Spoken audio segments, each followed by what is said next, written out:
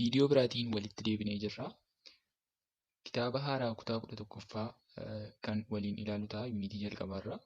Kanaafuu baayoloojii and teeknooloojii jedha yuunitiin tokkoffaan. Yuunitii kana amma tokko gadi fageenyaan ilaaluuf yaallaa hanga dhuma viidiyoo kanaatti na hordofaa jecha. Yoo viidiyoon kun bu'a qabeessa jettanii yaaddan hiriyoota keessaniifis sheer gochuun nutis akka itti jabaannee hojjennuuf like gochuun support nu godhaan isiniin jedha. So let's talk about unit 1. Biology and technology. Biology fi teeknooloojii jedha mata dureen keenya. Kanaafuu isaan gidduu walitti dhufeenya maaliitu jira kan jedhu gadi fageenyaan ilaalla jechuudha. Akkuma giraafii kana irratti nuu kaa'ee jiru kanatti saayinsii, teeknooloojii fi hawaasni walitti dhufeenya hedduu cimaa ta'e qabaa jechuudha. Saayinsiin kun teeknooloojii irraa infoormeeshinii wayii barbaada. Infoormeeshinii teeknooloojiin kennu wayii irraa barbaada jechuudha. Akkuma asirratti ilaaltan kanaan teeknooloojiin immoo saayinsii irraa waan fedhu wayii qabaa jechuudha. Bifa kanaan as bira nuu kaa'ee akka jirutti. Hawaasa kanaa fi teeknooloojii gidduutti immoo walitti dhufeenya jiru yeroo ilaallu, teeknooloojiin kun hawaasa kanaaf it makes their life easier. Jireenya hawaasa kanaa salphisaafi jechuudha. Kanaafuu hawaasni kun immoo teeknooloojii irraa maal argataa? Benefitii wayii argata jechuudha. Bu'aa wayii argata jechuudha. Kanaaf hawaasa saayinsii fi teeknooloojii gidduu walitti dhufeenya hedduutu jira jechuudha. So technology is the use or application of scientific knowledge for a specific goal or purpose. Kanaafuu teeknooloojiin kun hawaasa kanaaf kaayyoo murtaa'aa ta'e wayii beekumsa saayinsii fayyadamuun hawaasa kana ittiin gargaaruuf kan kaayyeeffatedha jechuudha teeknooloojiin. So salphaatti teeknooloojiin beekumsa saayinsiitiin hawaasa kanaaf waan kaayyeeffate tokko kan ittiin galma geeffatudha jechuudha. Kanaafuu itti fufnee ilaallu. Asirratti learning from nature nuun jedha. Uumamarraa barachuu isa jennu. So nature is the physical, natural and material world of life that exists without human intervention. Uumama jechuun qaama fiizikaalaa kan uumama ta'e yookiin material world ta'e kana kan interventionii ilma namaa malee taa'uu danda'udha jechuudha. Kanaafuu it includes the landscape, water, forest, ecosystem as well as weather, organism, geology, celestial bodies and inanimate objects and extra. Uumama waan jennu kana keessatti ikoosiistemiin keessa kan jiru yeroo ta'u, bishaanonni garaagaraa, orgaanizimoon, jiyooloojiin, qaamoleen hawaa irratti argaman, akkasuma wantoonni lubbuu qaban hedduun kan keessa jiran we call it nature jennee waamna jechuudha. So organisms have well adapted structure and that makes them survive on their immediate environment. Kanaafuu orgaanizimoonni lubbuu qabeeyyiin bakka kaa'aman kanatti, bakka irra jiraatan kanatti amala itti baranii irra jiraachuu, dandeettii itti baranii irra jiraachuu qabu jechuudha. Orgaanizimoonni they are well adapted. Structurein isaanii sanaaf kan mijataa ta'edha jechuudha. So the nature provides us with a stable structure and forms which can be developed as functional and applicable mechanism for various technological systems. Teeknooloojii garaagaraa adda addaa uumuudhaaf, develop gochuudhaaf uumamni kun carraawwan hedduu nuu kennitee jirti jechuudha. Kanatti fayyadamnee wantoota garaagaraa gochuu dandeenya. So scientists and engineers learns from nature through imitation of physical structure, shapes, materials and the functional mechanism of natural factors. Dhugaa uumamni kun qabu irraa wantoota garaagaraa ilaaluun fiizikaalii, sheeppii inni qabuu fi wantoota maateriyaaliiwwan naachuraalii kanarra yookiin uumama kanarra jiru ilaaluudhaan saayintistoonnii fi injineeronni irraa baratu jedha. So the better they understand the diverse nature of biological materials, the better their ability to develop technologies. Hanguma dandeettiin jarri uumama kana hubatan dabale, akkasuma dandeettiin teknoolojii haaraa isaan produce gochuu danda'anis ni dabala jechuudha. So using imitation of nature, they can sketch the biological structure, design functional mechanisms, and tune into more efficient technologies at micro, large, and nano, which is very small scales through imitation. Akkuma uumama kanarraa barataa deemaniin wantoota garaagaraa design godhaa deemu jechuudha. Mekaanizimiiwwan garaagaraa fayyadamuun wantoota teknoolojii baay'ee gurguddaa ta'an kan akka maakroo yookiin guddaa ta'an hanga ishee xixiqqoo yookiin naanoo taateetti iskeelii sadarkaa sanaatti gadi bu'anii wantoota garaagaraa produce gochuu danda'u jechuudha. So the design and adaptation of many technologies we utilize today imitated natural working systems. Many technologies have been imitating birds, bats, termites, spiders, bees, ants, and parts of human body since timeless. Akkuma beekamutti dur yeroo teknooloojiiwwan garaagaraa lafa kanarratti hin beekaminiin dura ilmi namaa wantoota garaagaraa ilaaluudhaan, allaattiiwwan ilaaluudhaan, waan lafarra deemanu kanneen akka ispaayidarii, kanneen akka kanniisaa, kan kana fakkaatan ilaaluudhaan waan garaagaraa irraa produce gochuu danda'aniiru jechuudha. As biratti yoo xiqqaate wantoota hanga 12 wayii as isinii kaa'ee jira waan ilmi namaa ilaalee irraa wantoota haaraa uumuu danda'e jechuudha. Wantoonni kun hedduminaan waanuma silaa hawaasa keessatti beeknudha. Fakkeenyaaf waan akka pileeniin kan uumame allaattiiwwan barristuu ilaaluudhaanii, marfee waraanuun wanti jedhamu kun yookiin lilmoo qaama namaa waraananii fayyaa nama fayyisuun ispaayidarii yookiin moskiitoo kan qaama namaa hidduudhaan malaariyaa namatti fidurraa akkasuma wantoonni hedduun asirraa akka dhufan nu kaa'ee jira jechuudha. Kana yoo feetan dubbisuu dandeessu jechuudha. Akka fakkeenyaatti wantoota nu kaa'ee kana. So biology is the study of life, the structure, function, growth, origins, evolutions, and distributions of living organism. Akkuma beekamutti biology'n it is the study of life. Salphaatti biology jechuun waa'ee lubbuu kan qo'atudha jechuudha. Waa'ee lubbuu yeroo qo'atu kana keessatti immoo structure isaanii, dalagaa isaanii, haala guddinaa, haala uumamaa, adeemsa itti isaan wal hormaataa deeman fi lafa kanarra babal'achaa deeman walumaa galatti kan qo'atudha jechuudha. Technology is the application of scientific knowledge, skills, methods, and processes for the production of devices and the tools for scientific investigations. Kanaafuu teknoolojii jechuun beekumsa saayinsii irraa appilikeeshinii nu fiduu dandeenya jechuudha. Adeemsa beekumsi nuti qabnu dabalaa deemuun, ogummaan hubannoon nuti qabnu dabalaa deemuun wantoota jireenya ilma namaa salphisu yeroo produce godhaa deemnu wantoonni kun they are called technology jennee waamnaanii jechuudha wantoota akkasii. The blends of biology and technology forms biotechnology, which is a technology that utilizes biological system to develop useful products. Biology fi teknooloojiin yeroo walitti dabalamanu waan biotechnology jedhamu nu uumu jechuudha. Biotechnology jechuun immoo it utilizes biological systems to develop useful products. Wantoota barbaachisoo ilma namaatiif ta'an salphaatti hojjechuuf kan nu fayyadu maashiniiwwan garaagaraa they called biotechnology.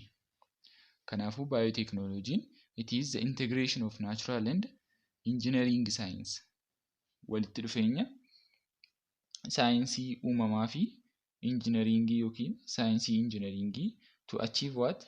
to achieve the application of organisms, cells, parts, and molecular analogies for products and services. For example, people uses yeasts to produce bread and beer.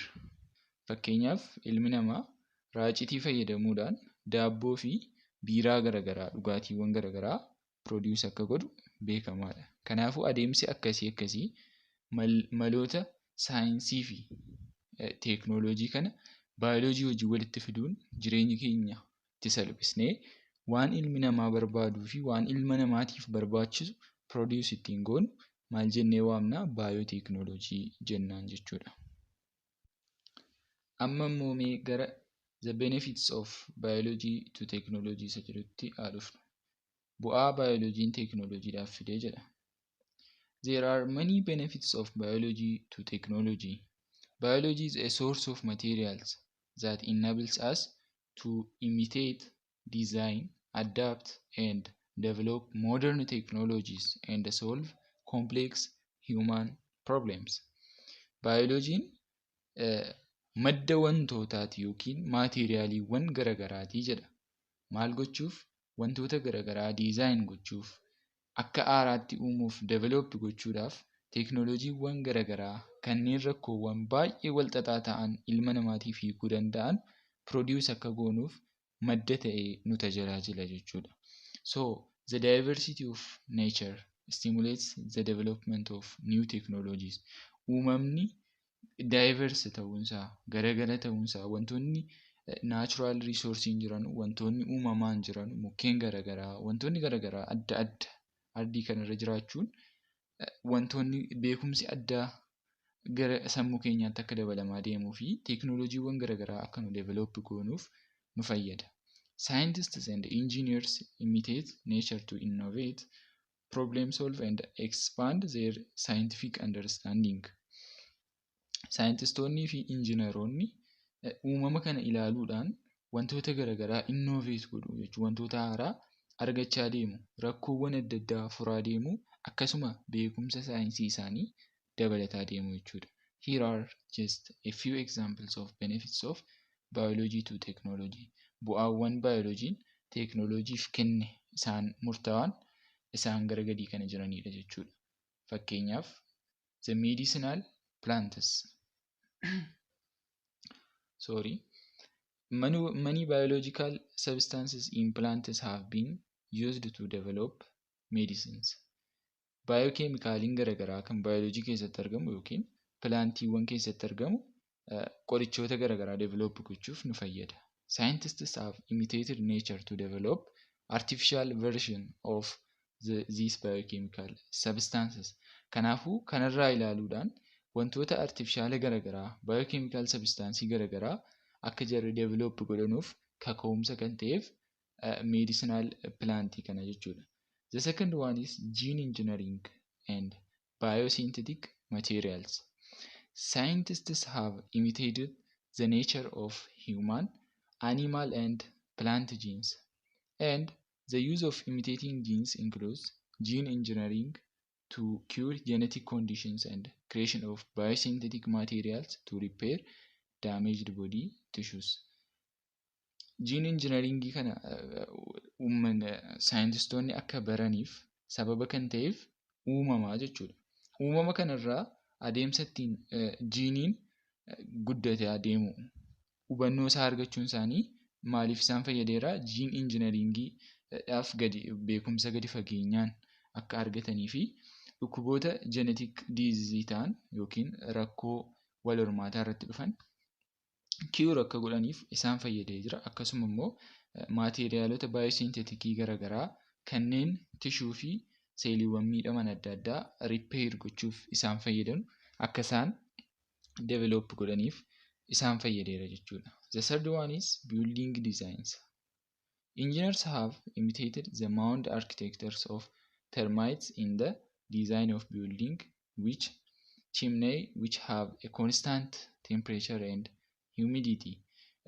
Injiinaroonni architecturii garagaraa produce gochuudhaaf wantoonni uumamaan jiran adeemsa isaaniittiin diizaayinii garagaraa build godhan isaan irraa ilaaluudhaan wantoota temperature fi haala qilleensaa sana survive gochuu danda'u ijaarsa garaagaraa ijaaruu akka danda'aniif sababa isaaniif ta'eera jechuudha. The fourth one is bullet train design jedhama. Innis it is the nose or front of bullet trains have been designed by engineers imitating the shape of beaks of kingfisher when they dive into water. Akkuma asirratti ilaaltan kanatti baabura irratti uuruun isaa fuulduraa sun kan inni ittiin uumamuu danda'e waan kanarraa ilaaluudhaan jechuun bardii kanarraa uuruu isaanii yoo ilaaltan ta'e wal fakkaataa kanarraa ilaaluun produce godhame jechuudha. Wantoota sila 12 achirra jiran yoo ilaaltanis adeemsa ittiin ilmi namaa naachuraalii yookiin uumama kanarraa ilaaluun teekinooloojiiwwan garaagaraa produce godhe ilaallee turre. Kanaafuu sanarra deebitanii ilaaluu dandeessu jechuudha gadi fageenyaan tokko yoo barbaadan. Inni biraan the uses of technology in biology. Asitti immoo biology keessatti teekinooloojiin bifa kamiin nu fayyada isa jedhamudha. So the use of technology in biology are the ways in which technological tools can be applied to solve various human problems. Rakkoo ilma namaa garaagaraa adeemsa ittiin teekinooloojiiwwan garaagaraa itti furuu danda'anidha jechuudha. It is a practical application of biotechnological instruments or products in providing required human services and investigation of new biological questions. Gaaffiiwwan haaraan garaagaraa akkasumas wanti ilmi namaa barbaadu garaagaraa itti fayyadama biotechnoloojiitiin adeemsa ittiin jarri provide ta'uu danda'an jechuudha. Wanti ilma namaatiif bu'aa qabu serviisiiwwan garaagaraa adeemsa nu ittiin improve gochuu dandeenyu and also provide gochuu dandeenyu we call it the use of technology in biology jenna jechuudha. So bu'aa nuti teekinooloojii irraa argannu jechuudha. So biological studies that uses technological tools include fakkeenyaaf biochemical, which is the study are helpful to investigate information on carbohydrates, proteins, lipids and nucleic acids. Carbohydrate, proteinii, lipidii fi nucleic acidii gadi fageenyaan qo'achuuf biochemicalii fayyadamna jechuudha. Biochemicaliin immoo maashinoota yookiin teekinooloojiiwwan garaagaraa fayyadamuun qorannoo nu geggeessinudha jechuudha. Inni lammaffaan biomedicalidha. It is the study that deals with providing detailed information on chemical components of medicinal plants. Baala qoricha ta'uun nu fayyadan gadi fageenya waa isaanii qorachuuf kan nu fayyadu biomedicalidha. So isaan akka beeknuuf maashinoota garaagaraa nu barbaachisa, device garaagaraa nu barbaachisa. So there are technologies used in biology. The third one is biophysical. It is a study science of using physical devices to gather biological information at all scale of biological organizations. For example, molecular, organismic and population. Sadarkaa moolekuuliitti, sadarkaa orgaanizimiitti akkasumas immoo gaafa bal'ateedhu hanga sadarkaa uummata yookiin populationiitti adeemsa nu ittiin physical device fayyadamuudhaan informationiiwwan biological garaagaraa ittiin walitti qabannu yookiin organize goonudha jechuudha. We call it biophysical jennaan jechuudha. Inni biraan environmentalidha. It is a study that are multidisciplinary systems dealing with interaction of humans with environment. Walitti dhufeenya ilmi namaa fi environmentiin qabu kan qo'atu we call environmental science. And the fifth one is bioinformatics. It is the scientific discipline involving computer technology to collect, store, analyze and disseminate biological data and informations. For example, like DNA and amino acid sequences. Inni kun immoo saayinsii baayoloojii jalatti argamu ta'ee teekinooloojiiwwan koompiyuutara garaagaraa fayyadamuudhaan adeemsa nu ittiin daataawwan baayoloojii hojii wal qabatan informatiiwwan adda addaa kan akka DNA, amino acid sequencii fi kanneen kana fakkaatan ittiin walitti qabnu akkasuma store gochuu fi analyze ittiin gochuu dandeenyu bioinformatics jedhama jechuudha. The sixth and the last one is biogeographical. It is the information that studies of distribution of species along with geographic ecosystems through geological periods. Adeemsa yeroon deemuun adeemsa ittiin lubbu qabeeyyiin yookiin sanyiiwwan garaagaraa lafa kanarra babal'achaa deemanii fi bakka irraa bakkatti ikoosysteemii isaanii keessatti sochiiwwan garaagaraa adeemsa isaan ittiin godhan kan qo'atudha jechuudha. The following are examples of technological devices. The first one is a digital thermometer. Thermometeriin akkuma beektan temperature qaama keenyaa ittiin safaruuf kan fayyadamnu thermometeriin. It is one of technological devices used in biology. A pregnancy urine test is a tool that checks if a woman is pregnant or not by detecting the amount of hormone, human chorionic gonadotropin, which is HCG, and the produced in the placenta around 6 to 10 days after fertilization in either the urine or the blood. Pregnancy urine test meeshaan jedhamu immoo maaliif nu fayyada? Namni dubartiin tokko ulfa ta'uu fi ta'uu dhiisuu ishee kan nu qoratudha jechuudha. Sunis fincaan isaanii ilaaluudhaan sanarratti hormooniiwwan HCG'n ammaawuntii isaanii achirraa detect gochuun yookiin ilaaluudhaan safaruudhaan akkasuma dhiiga isaaniirraas ilaaluudhaan dubartiin tokko if there is a pregnancy or no pregnancy isa jedhu adda nu baasaa jechuudha.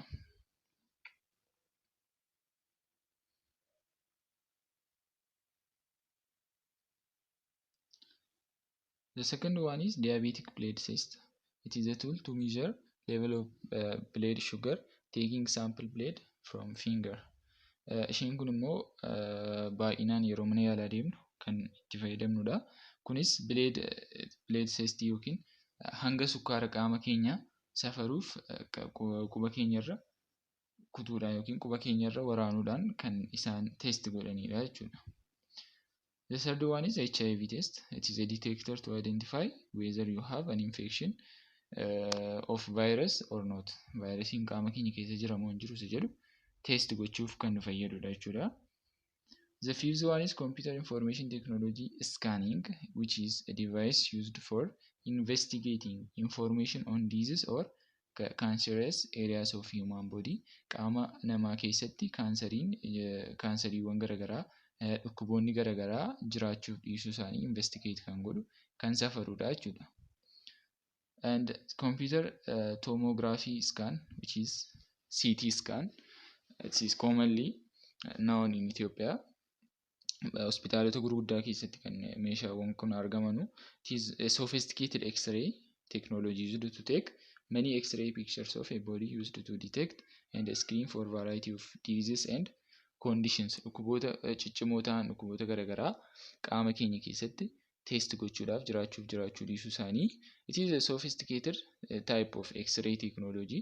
X-ray wajjin wantoota wal fakkeessan hedduu qabu garuu inni kun it is more complex and digitalized guddaa ta'edha jechuudha. Inni torbaffaan is positron emission tomography dha yookiin PET scan kan jedhamudha. It is an imaging technology device used to check for disease or information in areas with cancer in human body. It uses a special dye containing radioactive tracers that is swallowed, inhaled or injected into arm vein conditionally. Qaama keessa dhukkuboota jiran garaagaraa ilaaluudhaaf kan nu fayyadudha jechuudha. Fakkiiwwan garaagaraa qaama keenya keessaa nu kaasaa akkuma ilaaltan kana fakkaata PET scaaniin kana keessa qaama namni asirra ciisee achi keessa galchuudhaan kan isaan test godhanii. CT scaaniin immoo isa kana asirratti akkuma ilaaltan wantoota wal fakkeessan hedduu qabu. So these are some of technologies, and the eighth one is geographical positioning system, which we call GPS technology. Akka addunyaatti beekamaa ta'an keessaa tokko GPS dha. Inni kunis location wantoota garaagaraa bakka isaan jiran by landscape mapping plants and animals as well as human movements. Wantoota lubbuu qaban namas ta'e bakkeewwan garaagaraa bakka isaan jiran sana GPS fayyadamuudhaan kan argachuu dandeenyudha. Mostly it is used to locate position of things. The ninth one is handheld body fat calculator. It is a device used to measure body fat ulfaatina qaama keenyaa kan ittiin safaruu dandeenyu which is handheld body fat calculator. So these are some of the technologies used in biology.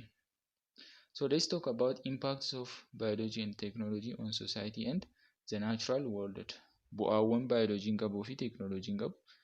Bu'aan bioloojii walumaa galatti beekamaadha. Akkasuma kan teeknooloojiis dabalataanis immoo wantoonni gara walitti ilaalla tokko jiru. Bifuma kanaan immoo dhiibbaawwan impaaktiiwwan garaagaraa ni jiraatu jechuudha. So the impacts of biology and technology refers to factors that pose positive or negative effects on the society and the natural world.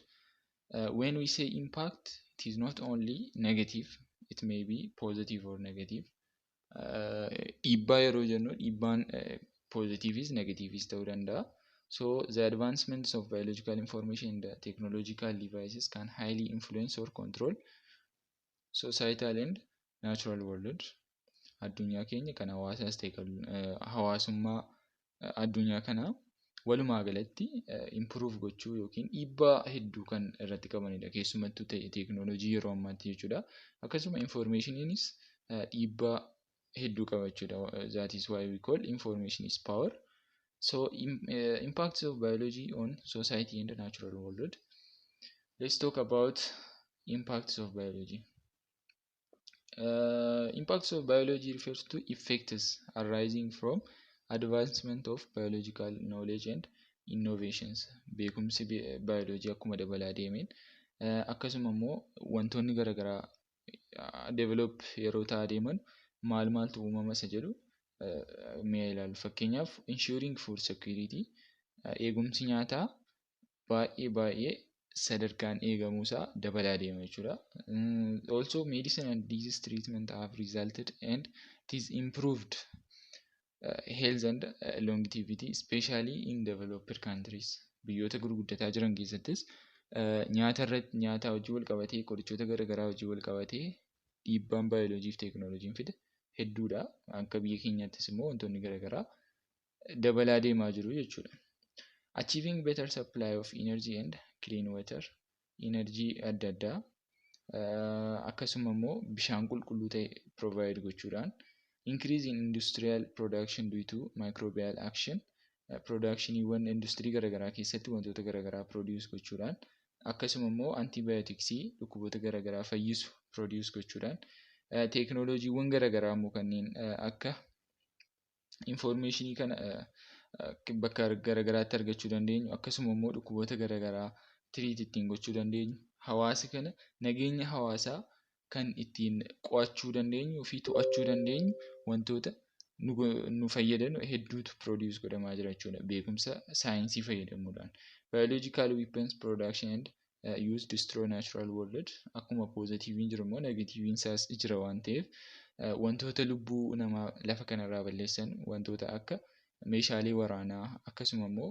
wantoota uumama natural world kana destroy gochuu danda'an garaagaraatu produce godhamaa jira jechuudha. So practicing predetermined limit to have only boys XY males and avoid XX females of child sex chromosome affects the society in the natural world will lead to loss of females. Jiinii keessatti immoo akkuma beekamu dhiirri X fi Y irraa uumama. Dubartoonni immoo X fi X irraa uumamu. So by destroying these XX female genes, jiiniiwwan XX kan female kana balleessuudhaan just kan XY yookiin kan dhiiraa duwwaa gochuudhaan addunyaa kanarratti dhiirti qofti akka jiraatuuf wantoonni yeroo godhanis tokko jiru. Dhiibbaawwan hedduun jiraachuun illee mala akkasuma immoo bu'aawwan karaa poozitiivii ta'een fayyadanis hedduutu jira jechuudha. Kun bioloojii wajjin wal qabateetu kan teeknooloojii yeroo ilaallu it is a part of everyone's life especially on today's world. Ilmi namaa teeknooloojii wajjin baay'ee kan walitti dhufee jirudha jechuudha. Bilbila harkatti fayyadamaa jiruu fi just viidiyoo amma ilaalaa jirtan kanarraa kaasee it is the impact of technology and it is the result of technology as well. And the technological products and their applications in various fields of study have solved societal problems as well as had significant societal and environmental impacts. Akka naannoottis ta'ee akka namoota dhuunfaattis rakkoowwan hedduu hawaasa kana keessatti furee jira jechuudha teekinooloojiin nu waliin jiraachuun. Haa ta'u malee as industrialization and subsequent technological advancements have resulted in the misuse and the destruction of our natural environments. Environmentii keenya karaa adda addaatiin immoo dhiibbaan inni irraan ga'us ni jiraata jechuudha. Walumaa wal qabateedhuma akkuma bu'aansaa jiru negative impacts hedduu qaba jechuudha. These technologies have damaged our world into two main ways, through pollution as well as depletion of natural resources. Karaawwan gurguddaan karaan ittiin dhiibbaa addunyaa keenya irratti fidaa jiru inni tokkoffaa industrial emission and effluent pollute clean air and drinking water, qilleensa faalamaa ta'e kanneen warshaalee garaagaraa fi wantoota garaagaraa irraa bahan kan qilleensa kana faaluudhaan dhukkuboota garaagaraa nutti fiduudhaan akkasuma acid rain fiduudhaan jireenya ilma namaa rakkoo keessa galchan, akkasuma immoo biological agents, pesticides and fertilizers that causes toxicity and biohazards lafa kanatti summii kan ta'an akkasuma ilma namaatiifis wantoota lubbu qabeeyyii biological diversity kana balleessuu danda'an kan akka pesticide, fertilizerii garaagaraa uumuudhaanis kunis dhiibbaa hawaasa irratti inni fidaa jiru keessaas tokkodha jechuudha. The next one is ethical issues in biology.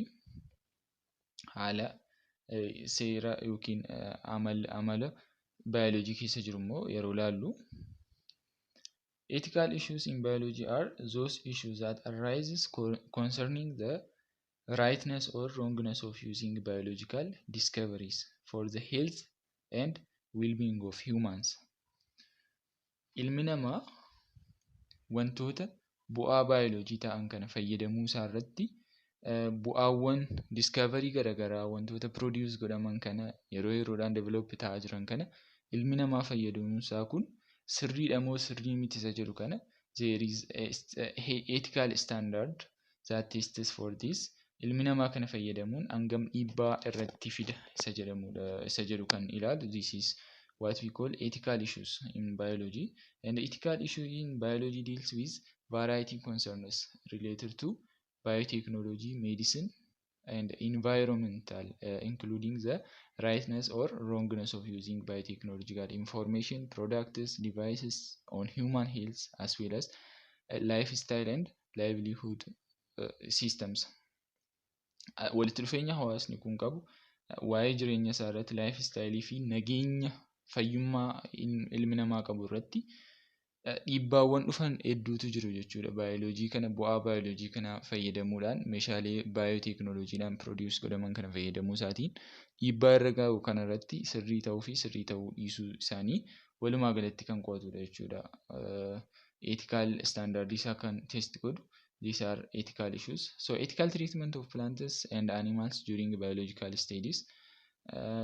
Ethical treatment of plants and animals during biological study it is a process of subjecting animals and plants to various experiments and rigorous tests. Akkuma beekamu testiiwwan adda addaa yeroo godhamu, eksperimentiiwwan garaagaraa yeroo godhamu lubbu qabeeyyii baalaa fi akkasuma kanneen akka lubbu qabeeyyii namarraa ala ta'an hedduu irratti kan eksperimentiin hojjetamu kan akka hantuutaa kan biraas lubbu qabeeyyiin gurguddoo ta'an hedduutu jiru. Kana irratti kana hojii wal qabatee ethical treatmentiin isaa maal fakkaata isa jedhu yeroo laallu, kan plantii yeroo laallu plants that are primary producers and feeders for living organisms. Wantoonni lubbuu qaban hundi isaanii lafa kana irratti akka jiranuuf jalqaba irratti primary producerii kan ta'an plantonni jiraachuun isaanii dirqama jechuudha. Maaliif isaan energy aduurraa fayyadamuun kan isaan nyaata yeroo jalqabaatiif produce godhanu isaan irraa ka'eeti. Herbivoresiinis akkasuma omnivoresii warri biraa kan isaan irraa hafeen kan isaan jiraachuu danda'an jechuudha. So trees are living organisms that properly function in decentralized forms without any centralized order, providing a unit or a brain. So subjecting plant species to severe life-threatening condition leads to total disappearance of plant species. lubbu qabeeyyii kana pilaantiiwwan jiranu kana rakkoowwan baay'ee ulfaatoo ta'aniif lubbuu isaanii irratti tasuma gogsuu fi akkasuma balleessuu haala danda'u irratti liid jara gochuun yookiin sanaaf isaan dabarsanii kennuun tasuma pilaantiin akka hin jiraanne gochuu danda'a jechuudha. Kun immoo ilmi namaas lubbuudhaan akka hin jiraanne gochuu danda'a. So collecting seeds, berries, roots, leaves, barks or flowers or personal uses, medicaments and other purposes, tooth brushing, affect of survival of plants, species and community that depends on plants. So unethical treatment of uses, treatment of plants yeroo ilaallu kan sirrii hin taane jechuudha. Unethical kan ta'e yeroo ilaallu testing seeds or barriers through destructive rays, xiyyaawwan garaagaraa kan dhiibbaa isaan irratti qaqqabsiisu fayyadamuun test jara gochuu, cutting tree terminates for experiments, yeroo baala isaanii muru sana fayyadamnee irraa muruu jechuudha. The second one is consumption of all seeds and fruits without conservation, eegumsa tokko malee baalawwanii fi marga jiranu kana fruitii jiranu kana waluma akka jiraniin kaasuu jechuudha. Unplanned cutting of trees or deforestation, walumaa galatti pilaantiiwwan jiranu sana piroogiraamii malee osoo karoora tokko malee walumaa galatti balleessuu, achumaanis deforestationii geggeessuu yookiin forestii balleessuu jechuudha. Akkasuma immoo bosona gubuu fi qonnaadhaaf jecha pilaantiiwwan jiran balleessuu, akkasuma immoo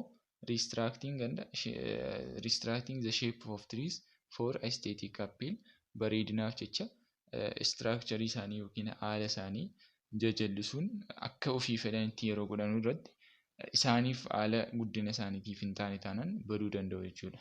So these are unethical treatment of plants. And care of plant is ethical treatment and important for saving jeopardized species and conserve for our common future. It is ethical to plant trees and it is national responsibility. Dirqama akkasuma itti gaafatamummaa akka lammummaatti nu qabnu fi akkuma mooraal wanti ta'edha jechuudha. Pilaantiiwwan nageenya isaanii eeguun, nageenya isaanii jechuun nuufis nageenya keenya waan ta'eef. So ethical treatment of animals in experiment dha. Kan animalitti immoo yeroo deebinu it is a biological study and researchers use animals to gain scientific understanding of the world. Addunyaa kana qorachuudhaaf especially ilma namaa qorachuuf animalidha kan nu test gochuudhaan wantoota ilma namaatiif qorichoota garaagaraa test gochuudhaaf kan nuti fayyadamnu animalidha jechuudha.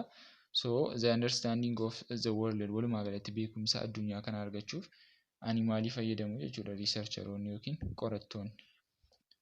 The ethical treatment of animals is a moral question of whether it is acceptable to harm animals for scientific research or not.